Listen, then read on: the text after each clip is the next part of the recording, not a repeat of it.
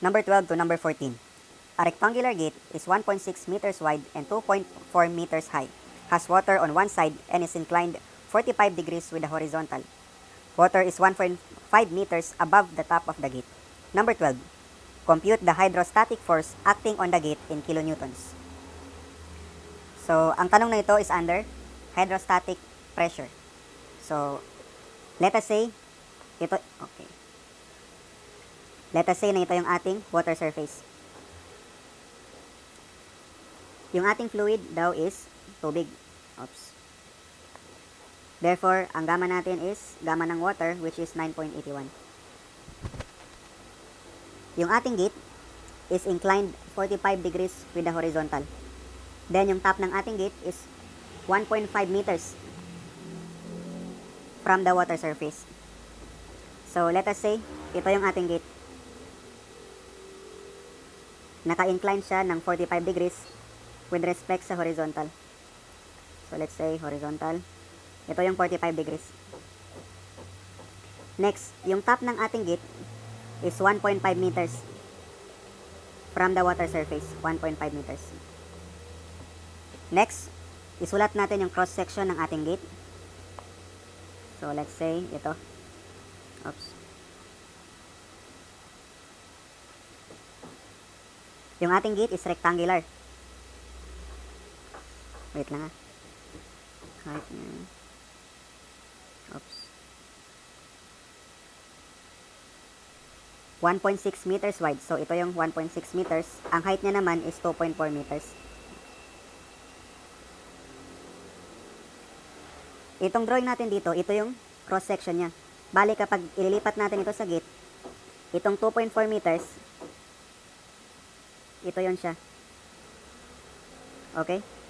Yung 2.4 meters dito, ito yon siya. Bale, kunin natin yung height na ito. That is 2.4 sin 45. 2.4 sin 45. Paano ko yung nakuha? So, nag-consider ako ng right triangle yan. Let's say, ito yung 2.4. Ito yung 45 degrees. So, itong y is 2.4 sin ng 45. Okay. So, ang value nito is 2.4 sin 45. 1.697. Next. Kunin natin yung area ng ating gate. Ang area niya is 2.4 times 1.6. That is 3.84. Kunin din natin yung h-bar natin. Ang h-bar natin is distance from water surface papunta sa centroid nung ating gate. Bali, ito yun siya. Wait lang. Ang distance na ito is 1.5 plus 1.697 over 2. So, ang h-bar natin is 1.5 plus 1.697 over 2.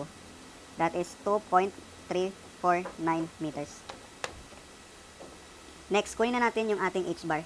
Ang h-bar natin, kunin natin yung ating y-bar. Yung y-bar natin is h-bar over sin ng theta.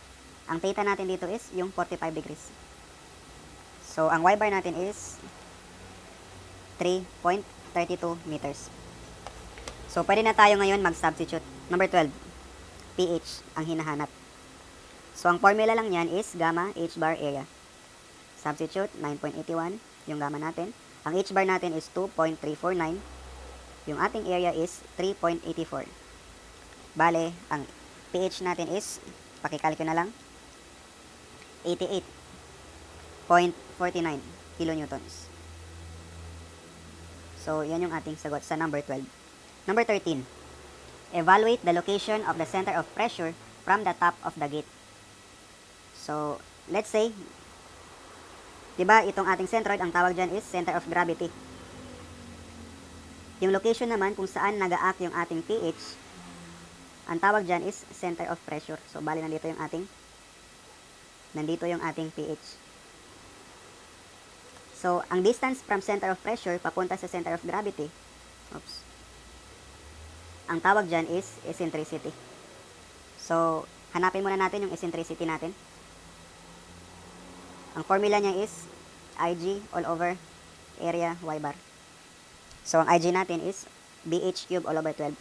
So, ang base natin 1.6, ang h natin 2.4 cube all over 12. All over, yung area natin 3.84. Ang y bar natin 3.32. Balang eccentricity natin is, pakisolve na lang yan, 3.84, 3.32, 0.145 meters. So, check na natin ano yung hinanap. Evaluate the location of the center of pressure from the top of the gate. Balang hinahanap pala, distance from center of pressure papuntang top of the gate. Bale, ito lang pala yun. Pangalanan natin as y1. Yan yung hinahanap sa number 13. So, ang y1 pala, equal lang yan siya sa kalahati ng 2.4 ito, di ba? Oops. 1.2 ito plus e. Yun lang pala yung y1. So, y1 is equal to e plus 1.2. So, ang sagot pala dito is 1.345 meters. So, yan yung sagot. So, number 14. If the gate is hinged at the top, what force in kilonewton normal to the gate is needed at the bottom to open the gate? Neglect the weight of the gate. Bale, sabi sa tanong, yung gate natin is hinged at the top. Bale, parang naka-pin pala ito dito. Bale, yung gate natin, pwede siyang iikot dito. Diba? Kasi nga, naka-pin. So, ang tanong, ano daw yung force at the bottom of the gate? Normal ito sa gate. Bale, naka 90 degrees ito. Okay? Ano yung force na yan? Para ma-open yung gate. Okay? So, may mali pala sa ating drawing. Itong pH pala, naka-normal pala to. Oops, sorry. Itong pH, naka-normal yan sa ating gate. Oops, wait lang.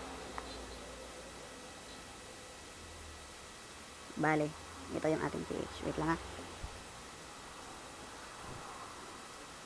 Yan.